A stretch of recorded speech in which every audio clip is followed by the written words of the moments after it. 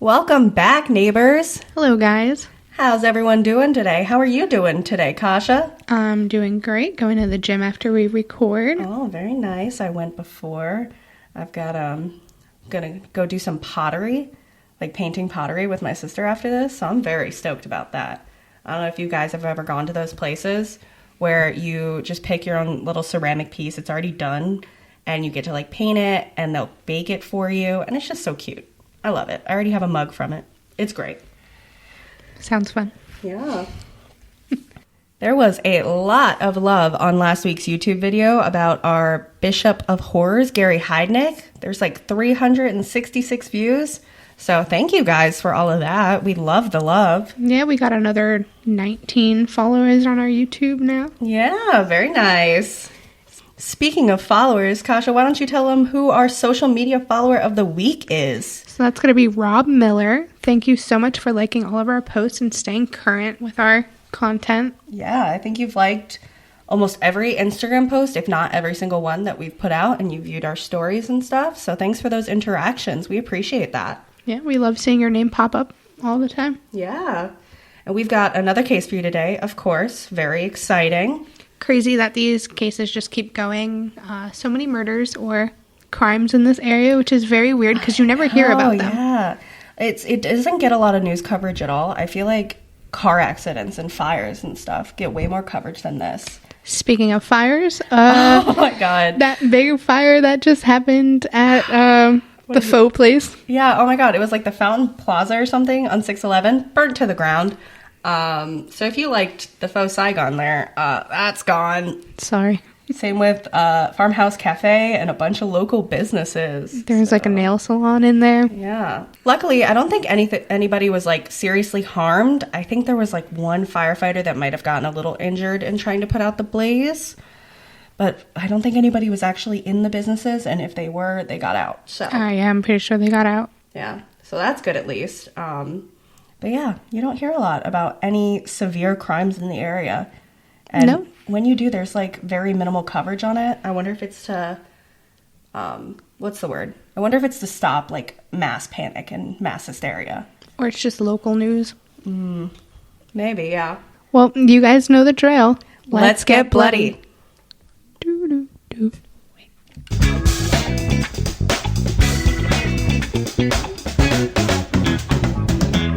That's going to be our new intro.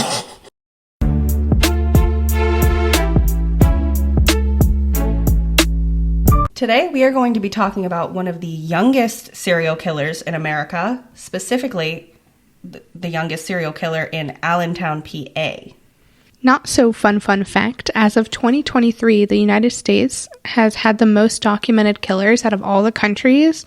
I want you guys to take a moment and try to guess the number. You too, Brittany. You're gonna. I'm gonna guess. You're gonna try to guess the number in the United States. In just the United States. I'm gonna say killers, and this includes like serial killers, people that killed one person, or like mass murders. I'm gonna say 1,035 in the United States. Wrong. Oh, well, what is it? 3,204 documented killers. That's insane. And the second highest country was England. And can you guess what that number was? A little embarrassing here, guys. You're probably thinking, like, if we had more than 3,000, then England's probably going to be somewhere close to that. Like, I'm sure it's fine. You'd be wrong. They only had 166 documented killers as of 2023, which is insane. What are we doing, United States, and why are we doing it? It's probably all the school shooters. I didn't even think about that. Oh, no. That's probably why it's so high. Oh. Okay, well, yeah. Why don't you break that down for us? Yeah. And tell us exactly where the crime's happening. So the top 8 states who had the most serial killers, and now we're breaking it down to serial killers, with most to least, it's New York with 18, California with 15, Texas with 8, Illinois with 7, Ohio also had 7, Indiana with 6, Louisiana with 6, and finally Pennsylvania with 5. Now, the number of victims is like a completely different list. We're ranked somewhere between like 4 and 5 on the top of that list. Like, we're in the good, like, 400 to 600 of victims. Wow. Yeah. So basically, this list is don't visit this place alone. Yeah. Lock your doors. As someone who wants to move to Texas, I guess I'm never living alone ever. Yeah. California is actually the highest with murder victims. I think they're like close to 2,000. That's crazy. Oh my God. Yeah. Is it the school shootings? It's probably the school shootings. Because they have a lot, don't they? Yeah, they do. Okay, I'll just never send my child to school in California. Or send your child to school anywhere. Or just have a child. That could avoid the thing altogether, Or live right? anywhere. Or live anywhere, yeah. I'll just go live on the moon, guys. No worries. Yeah, until they bring guns up there and then we got more shootings. No, we're fucked. So who's one of the serial killers that put Pennsylvania on that list, Brittany? That's a good question. It was Harvey Miguel Robinson. Little background on Robinson. He was born on December 6th, which means he's a Sagittarius for any astrology people out there, 1974, in Allentown, PA. Like most people who grow up to become killers, he had a troubled upbringing. His father was a raging alcoholic who abused Robinson's mother mentally and physically until she finally left. His father was also convicted of beating his mistress to death. In school, Robinson showed signs that he had an inability to tell right from wrong. His teachers and classmates began to fear him when his threats and outbursts became worse as he grew older. Now, let's fast forward to August 5th, 1992. At this time, Robinson's only 17, and he breaks into the home of 29-year-old Joan Burkhart. Joan Burkhart was a single nurse's aide who lived alone. Just a little spoiler alert here. This is why it's a good idea to put a pair of dirty work boots outside your home or literally anything to make it look like you don't live alone as a woman in the United States. Very true. It's better to be safe than sorry. Yeah. Anyway, he broke into Joan's home and stole only $50 from her dresser. She called the police to report the burglary. Joan's body wasn't found until 3 days later when her neighbors filed a complaint about the stereo blasting nonstop for 3 days. When police arrived, they saw the missing screen to her bedroom window and entered her home. They found her beaten, dead, laying on her stomach in the middle of the living room. Which is just insane to me because it is so hard to beat someone to death. It takes so much force and so much, like, the aggression that it takes. It's incredibly difficult. Well, I mean, you have to be crazy in the first place to murder somebody, so... Yeah. You have to be crazy strong, I guess, too. It depends on what you hit him with. True. She was wearing a sleep shirt and shorts, which were ripped at the crotch. The autopsy revealed she was bludgeoned to death by 37 different strikes to her head. A year later, Robinson strikes again. I know what everyone's thinking. Why did he wait a year? That's a very big cooling off period for a serial killer. Well, he was actually in jail for a completely separate burglary. He served 8 months for that crime. Unfortunately, the police had no clue that he was the murderer of Joan. A year later, on June 9th, 1993, Robinson abducted Charlotte Schmoyer, a 15-year-old newspaper carrier, while she was on her route. He took her between two neighboring houses where she put up a fight, dropping her radio headset and leaving finger streaks on a nearby garage that he dragged her by. Robinson took Charlotte into a wooded area where he raped her. He didn't stop there. Robinson went on to stab Charlotte at least 22 times and slashed her throat. 17 of those were to her back and 6 to her throat. For those of you who don't watch crime shows or read anything crime-related, this was clearly overkill. There was clearly a big outburst of anger to do something like that. After the murder, he took Charlotte's body and stuffed her under a stack of logs. Being so unfazed by what he just did, he left the scene so casually. People became worried when they noticed that the papers they normally wake up to weren't on their front porches or lawns. This was very unusual for Charlotte. One client saw Charlotte's bike and paper cart just sitting on the street abandoned and called the police. When the police got there, they saw the fingerprints and her headset. Thankfully, the police did their job correctly and realized this was a sign of a struggle and an abduction. With that, a search party was deployed. It didn't take long for them to find blood, a shoe, and finally Charlotte's body, stuffed so carelessly under a stack of logs. Her sweatshirt was pulled up and her pants were down to her knees. So just to recap, he now has a body count of 2 and 2 rapes. Robinson was almost caught after killing Charlotte when he was pulled over for speeding. But all he got was a slap on the wrist, a ticket, and he went on about his day. This, unfortunately, was just the beginning to Robinson's spree. No large cool-off periods this time. A couple days later, Robinson entered the home of John and Denise Sam Calley. He saw the two sleeping and decided to just burglarize the home. Most likely because he saw a man in the house. Yeah, probably. Back to the whole dirty boots on the front porch. Yeah. He stole John's gun collection, drank some of their whiskey, and left. 3 days later, after this, Robinson broke into the home of another woman who hasn't been named. It said he stalked her for a week. He entered her home with the intention of raping and killing her, but when he reached the bedroom, he saw her and her boyfriend sleeping. Instead of leaving at this point, however, he went into another room, the room of her 5-year-old daughter. Robinson raped the young girl and strangled her. Luckily, however, she did survive his attack. Just 8 days later, Robinson returned to the home of John and Denise Sam Calley in the middle of the night with the intent to kill. This time, John wasn't home. Robinson saw an open window and entered the home. He wasn't very quiet because Denise woke up and heard his footsteps. She saw him and ran for her life. She got all the way out to the front yard when Robinson grabbed her arm and pinned her to the ground.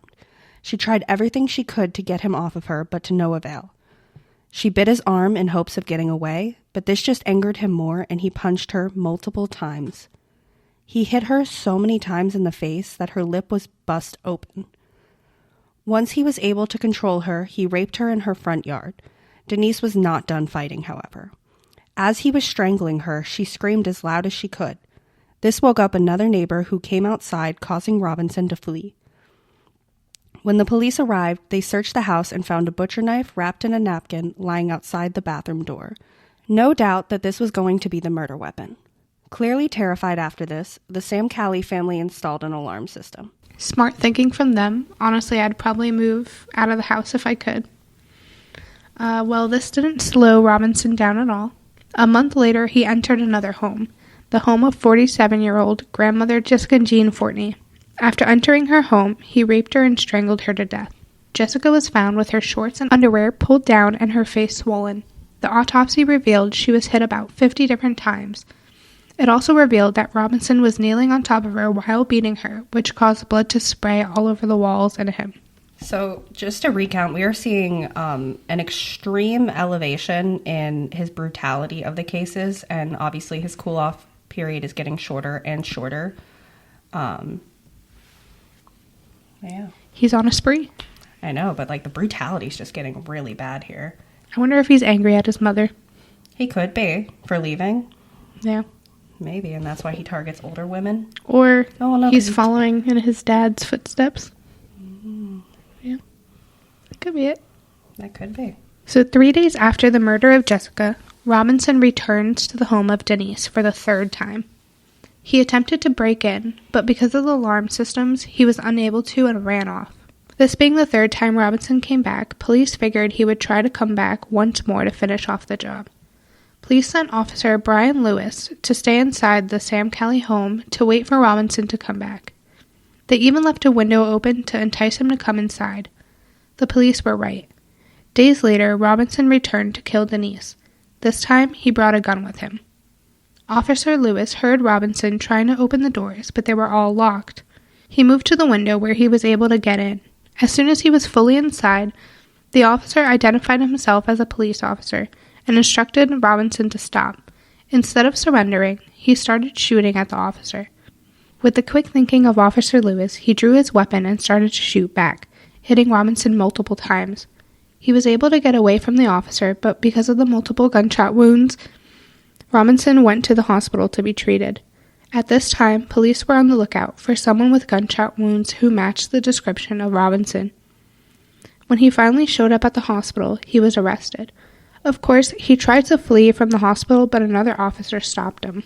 Robinson was then arrested and brought into custody. Police got blood and hair samples from him and searched his home. There they found a black ski mask and a pair of gloves hidden under the couch cushions.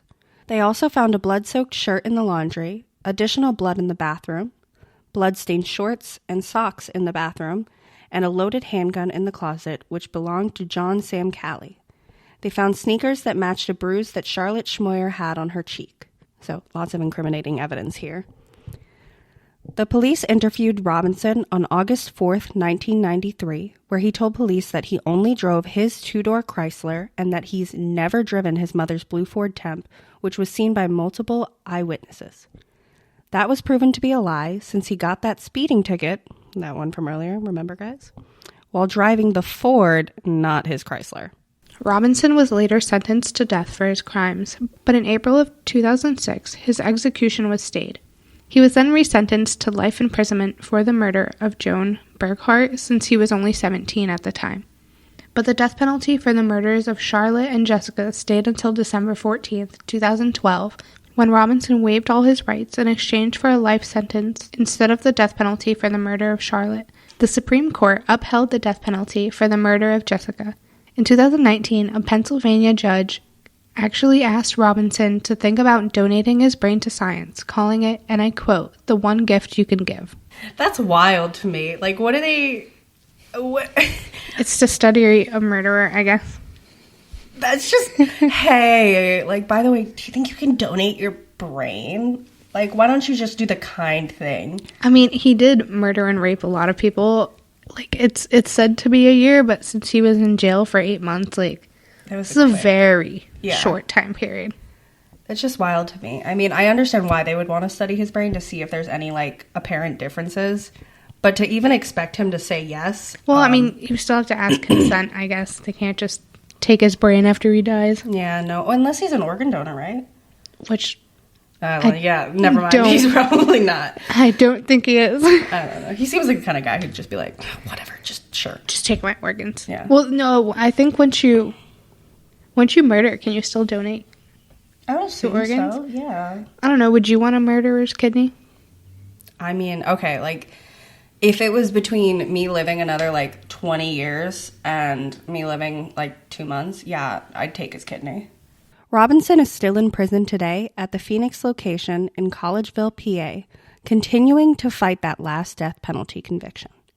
It's unknown if he had any victims we don't know about, which could be entirely possible, especially with the escalation and the brutality. Hopefully, the families of all the victims and the victims themselves get the closure they deserve. What do you guys think? Is Harvey Robinson going to die in prison fighting to get that last death sentence changed, or is it actually going to happen and he's going to get his death sentence? What do you want for him? I feel like him having to, like, because he wants to be alive so bad, I almost feel like the death penalty is fitting for him. Yeah. Or, you know, he was 17 and had all these things happen. Like, I wonder if there was any psych evaluations or, anything. I wonder if, like, do convicted murderers and everything, do they receive any mental health treatment in prison? Is that a thing? I don't think so, not unless you're actually, like... trying to be rehabilitated, right? No, well, I don't think the U.S. does that. No. I think you're just punished for your crimes. I think the only time you go into, like, the mental ward is if you plead insanity, and then you just have to go into the mental ward, but then you're there for life. Yeah, there's no getting out. Like, you don't get out. Mm-hmm. It's just a different kind of prison, I guess. Yeah. This time one with padded walls and a straitjacket. And pills. Yeah. Well, what's your opinion on this? Let us know on our social medias. They're going to be linked down below. Yeah, definitely. Let us know your thoughts about this case or about any case you want to hear. Tune back in next Thursday for another riveting case. Thank you so much for listening to this week's episode of Murder Next Door. We hope you have an amazing weekend. And until next Thursday, bye guys. Goodbye.